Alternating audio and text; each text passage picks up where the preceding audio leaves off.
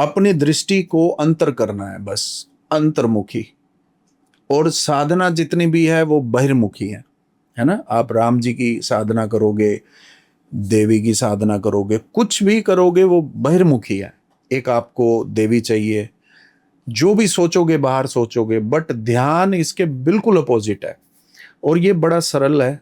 और अच्छा, है बड़ा सरल, लेकिन ये मुश्किल इसलिए हो गया क्योंकि इसमें हमें ऐसे चलना पड़ता है जैसे एक अंधकार वाले, एक बिल्कुल अंधे कुएं में हम चलते जा रहे हैं, चलते जा रहे हैं, चलते जा रहे हैं। इसमें हमें लक्ष्य नहीं पता होता, बस हमें चलना है। लेकिन जो बहिर्मुखी साधना है उसमें हमें लक्ष्य पता होता है।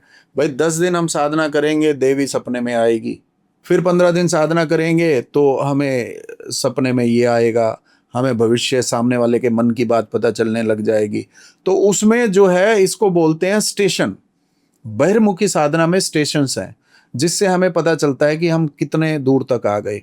लेकिन अंतर्मुखी साधना में कोई स्टेशन नहीं है। अब उसमें एक ऐसा मार्ग है जो अंधेरा भरा है, हमें पता नहीं हमने कितना मार्ग तय कर लिया, इसलिए लोग उस पे जाने से डरते हैं। लेकिन वो सरल इतना है।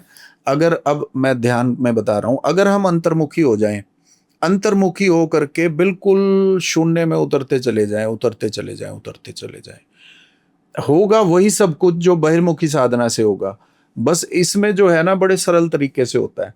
अब क्या होगा, ध्यान से हमारे चक्र जागृत होते चले जाएंगे, और प्रत्येक चक्र के ऊपर यही लोग बैठे हैं, यही देवता बैठे हैं।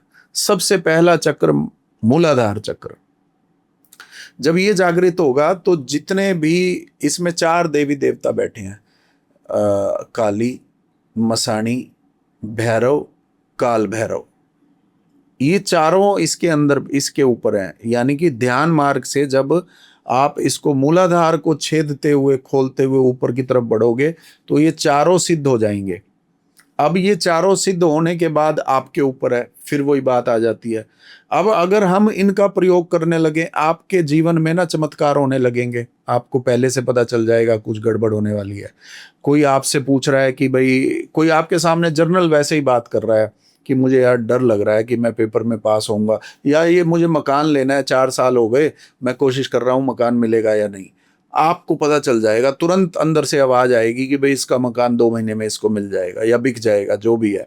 आप उसको बोल दोगे यार 2 महीने में तेरा मकान बिक जाएगा। अभी तो आपने जर्नल बोल दिया, लेकिन आप देखोगे कि वाकई में 2 महीने में हो गया। अब अगर इस चीज का आपको मजा आने लगे, आप इस चीज को अप्रिशिएट करने लगो, आपकी छाती फूलने लगे, अब वो आपको आकर के मिठाई देगा कि भाई यार आपने कहा था कि भाई ये, अब उसकी चीज को आप 4 जगह बोल रहे हो, यार मैंने ऐसे बोला था, मैंने। अब आप यहाँ फंस गए, ये ध्यान मार्ग है। अब आपकी यात्रा मूलाधार से ऊपर नहीं चलेगी क्योंकि आप उलझ गए। और परमात्मा बड़ा चालाक है।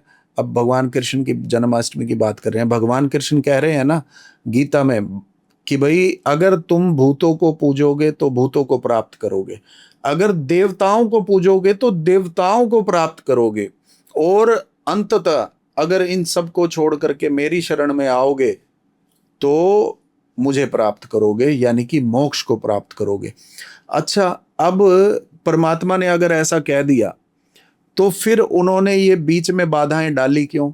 वो इसलिए डाली क्योंकि जो मेरे पास आए बच्चा, वो छन करके आए, वो इन सब बाधाओं से मुक्त होकर के आए, तभी वो मोक्ष का जो है अधिकारी है। तो ओवरऑल साधना जो है वो कुछ करना है, और ध्यान जो है वो अंतर्मुखी होकर के कुछ भी नहीं करना और शून्य में चले जाना।